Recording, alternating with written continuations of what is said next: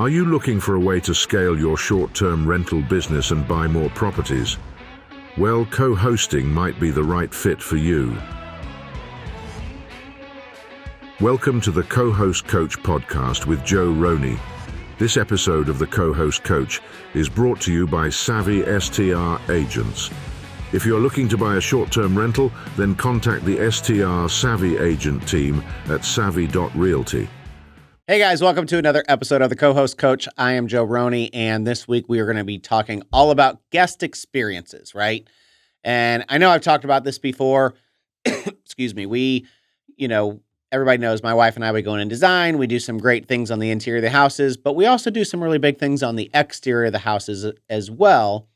And I want to really deep dive into what that exterior experience looks like and what it is we're looking for. So whether we're buying a new property, helping an investor buy a new property, or trying to get a new co-host property, that exterior space is the part that is probably the most overlooked out of everything you can do in short-term rentals. Because at the end of the day, the experience that you can have in the outside is what's going to enhance the experience of your guest stay. I'm going to read a review. So this review came in just a couple of weeks ago. And this isn't the public review. This is the private review. So as you know, Airbnb, you can get public messages and then they can send you a little bit of a private message. So I don't like to bring my phone out on these things, but I'm going to read this review. This is verbatim. Joe, thanks so much for having us and the great communication. The heated pool made the world of a difference. And when we are back to this house, we will make sure to plan ahead for it. We had the most amazing time. The last couple of family vacations, the backyard wasn't anything special, and everybody ended up watching TV or playing their phones in their rooms. Because there was so much to do in this backyard, we had some incredible family time. That is what we're trying to do. That review is what really puts it into perspective.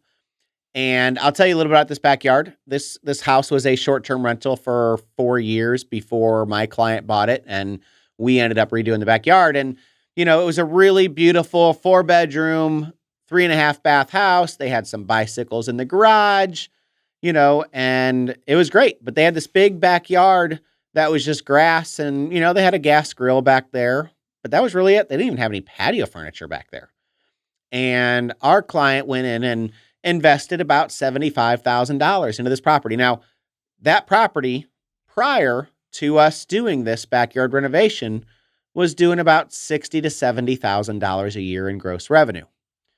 Again, great house, 2 blocks from the beach, but nothing really great in the backyard. Yes, we went in and redesigned the inside, but I'll be honest, the inside wasn't bad. This house actually had a pretty decent interior furniture.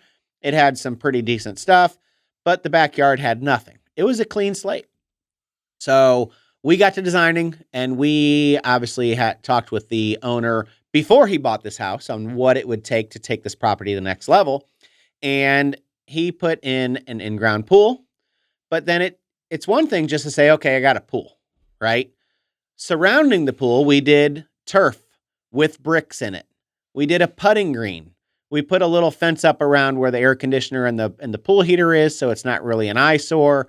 We had a beautiful pergola put in, patio furniture around the pergola, string lights around the pergola, string lights around the roof of the house, add in some cornhole boards, a life-size Connect 4, and now we just created a backyard experience, right?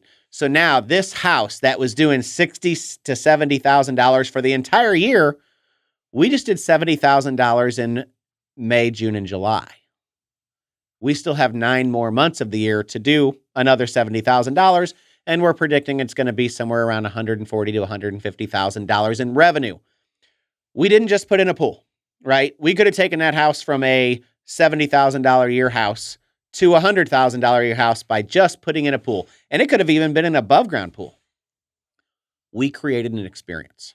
We created an experience that is going to bring guests back year after year after year because that's what they want. And if you think about the average guest, if you're in a beach market that's going down to the beach, after a couple hours, they're going to come back home because their kids are whining and crying and they have salt in their eyes and they have sand all over and they're hot and it's sunny and the whole works, right?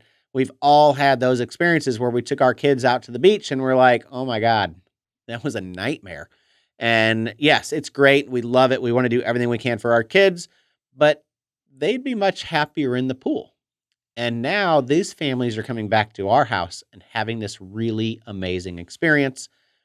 And you could even go this a little bit further, right? Whether you're in the mountains, Pigeon Forge, Asheville, it doesn't matter where you are. At the end of the day, you're going to go out and do activities during the day. And those activities could be going hiking or museums or downtown or whatever it is. It doesn't matter. But at 5 or 6 p.m., when the family comes back home to your short-term rental, what are they going to do? And, in the Pigeon Forge and Smoky Mountains, we all know you pretty much have to have an indoor pool to be successful. Doesn't mean you have to be, but it's almost the entry level. For you to have a top 10% short-term rental in the Smoky Mountains, you have to have an indoor pool and a hot tub and beautiful views and a great design. And all of that is for the same reason, because after they spent all downtown in Dolly World or wherever it is they went, they got to come back to something that's going to make their vacation enhanced. These people are hard-working people that are spending their hard-earned money to go on vacation that 1, maybe 2 times a year if they're lucky. And they're coming and they chose your short-term rental. And if you want your short-term rental to be successful, you want your short-term rental to continue to book and be profitable and be a great investment, you can't be average.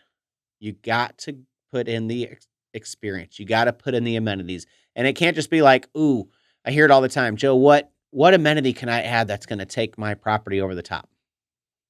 There ain't a single amenity that's going to do it. You have to stack them. You have to create the full guest experience. It can't just be, ooh, let's throw 2 arcade games and call it a game room, and this is going to be great, right? You need the arcade game and the lights and the, whatever, strobe lights and different things, or, you need that picture, right? And I talk about it all the time. You need that scroll stopping photo.